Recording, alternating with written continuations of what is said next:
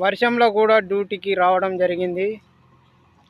రాత్రి నుంచి కురుస్తున్న ముసురుకు డ్యూటీకి రావడం జరిగింది. ఇది 3వ ట్రిప్పు. ఇది ఎక్కడ అంటే గమ్రపేట, ముస్తఫానగర్, కేసరు. ఈ జేసీబీతో లోడు. ఇదంతా కేసరు బండ్లు, ప్లాంట్, ట్రాక్టర్లు, ఇదంతా మిక్సింగ్ మాల్. ఈ క్రెషరు ముసురు పెడుతుంది, వాన కొడుతుంది. ముసురులో కూడా డ్యూటీకి రావడం. ఇది నా బండి లోడింగ్.